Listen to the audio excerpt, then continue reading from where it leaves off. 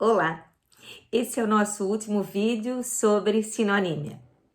Então, no primeiro vídeo eu trabalhei a função da sinonímia, né? E a sua definição. No vídeo anterior eu apresentei dois fatores para a escolha, tá? Só para relembrar. Então, o primeiro fator que eu apresentei foi esse, da fidelidade às características regionais, né? Apresentando a palavra puada, balaio e salseiro. E o outro fator que eu apresentei foi, né, essa diferença de sentido que tem que ser ressaltada, sobretudo no discurso técnico, tá? Trabalhei com as palavras furto e roubo e apresentei para vocês uma dinâmica que pode ser feita com os alunos, né? Em relação ao dinheiro, como é que ele se chama, dependendo da pessoa envolvida. Nós vamos então agora conversar sobre os outros três fatores que ajudam a escolher. São sempre fatores linguísticos, tudo bem? Então, uma delas diz respeito a isso, né? Que é o quê? A nossa preocupação em ressaltar as diferenças de sentido entre, né, os objetos de que se fala.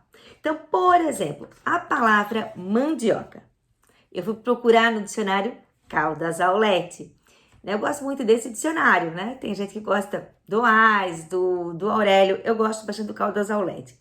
E ele divide a mandioca em dois grupos. Uma, ela pode ser chamada de macaxeira ou mandioca brava. Qual é a diferença? É que essa, se ela é ingerida crua, ela é venenosa. E tem a outra que pode ser chamada de aipim, de macaxeira, de mandioca doce ou mandioca mansa. Ou seja, essa não é venenosa. Então, às vezes, trocar simplesmente aipim por mandioca ou por macaxeira não é suficiente. A gente tem que perceber qual é a diferença entre usar um termo e usar outro. E às vezes esse termo, como no caso da mandioca, vai vir com uma adjetivação. Mandioca brava para venenosa, ou mandioca doce ou mansa para aquela que não é venenosa. Então, esse é um dos fatores, é observar justamente a diferença. Parece que é tudo igual, mas não é. Existe uma diferença bastante significativa aqui. A outra parte, né, que a gente pode trabalhar com os alunos na sinonímia, diz respeito a quê? Diz respeito ao formalismo, ao grau de formalismo. Então, ou seja, para quem que eu tô, né, me dirigindo, como é que é essa minha relação com esse meu interlocutor, em que situação comunicativa eu estou e qual é o meu objetivo, né? Então, por exemplo, vamos pensar nisso, né? Se eu chamasse alguém de chato, ou uma aula, essa aula é chata, e se eu, ao invés de dizer chato, eu dissesse desinteressante, ou entediante, ou monótona, ou maçante, ou aborrecido, ou mofino. Não, mofino, essa palavra não faz parte do meu cotidiano, vocês estão vendo? Então, assim, depende para quem eu tô falando. Essa aula tá muito chata, né? Isso eu falo pro meu amigo, talvez, né? Mas eu vou falar isso pro professor às vezes. Então, depende muito de quem eu tô, né? Com quem eu tô falando. Então, eu posso ter um leque de sinônimos e que eu vou trabalhar com os alunos para que eles escolham o sinônimo que é adequado para cada situação. Para isso, eu fiz uma pequena atividade, tá? O nome da atividade é Use a Cabeça. Eu criei frases, tá certo? Depois eu vou colocar lá na descrição as frases para vocês. Quem tem, pode, né? E resolve qualquer problema. E aí eu vou ter várias palavras para colocar aqui no lugarzinho.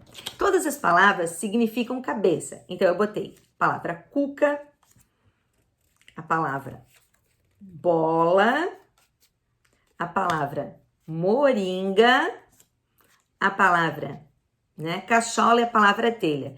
Eu escolhi todas no feminino para poder trabalhar melhor as frases. Então aqui eu tenho, tá? 5 formas de chamar cabeça. E aí os alunos, por que eu deixei com esse espaço? Porque eles vão trocando e vão vendo o que fica melhor, tá? Vamos colocar aqui, ó. De repente deu na... Vou viajar. O que ficaria melhor? De repente deu na telha? deu na cuca, deu na cachola, deu na bola, deu na moringa? O que fica melhor aqui? O que você escolheria? Então, essas escolhas são bem legais, tanto para isso, né? Aqui, né? Ou para a escolha que eu disse antes, é chato, é desinteressante, é muito legal que se justifique criando isso. Vamos ver essa daqui. Quem tem cuca boa? Quem tem telha boa? Quem tem cachola boa? João não tinha nada na... Se eu usar não tinha nada na bola ou nada na moringa, pode ter, até dar um sentido ambíguo. Talvez João não tinha nada na cachola, né? E esse daqui, o que você escolheria? Não esquenta a cabeça. Aí vamos trocar. Não esquenta a moringa, não esquenta a cachola, não esquenta a cuca. E um outro ainda, ele sempre fez tudo que dá na... Eu escolheria telha, não sei você, né? Mas podia ser ele dá tudo, faz tudo que dá na cuca. Então, o legal desses espacinhos, tá? É justamente para que o aluno possa substituir e perceber, tá? O que cabe aqui. Eu fiz com a palavra cabeça e com as diferentes opções, né? E você pode fazer com outras palavras e outras frases. Então, nesse caso aqui, nós estamos trabalhando com o grau de formalismo. Para encerrar os fatores, é bem legal trabalhar com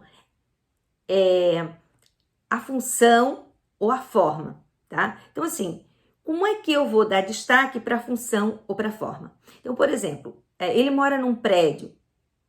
Prédio pode ser casa, né? Mas a palavra prédio, de repente, dentro de um conto, pode ser a sede, né? De encontro de um grupo secreto. Mas também pode ser o local de um crime.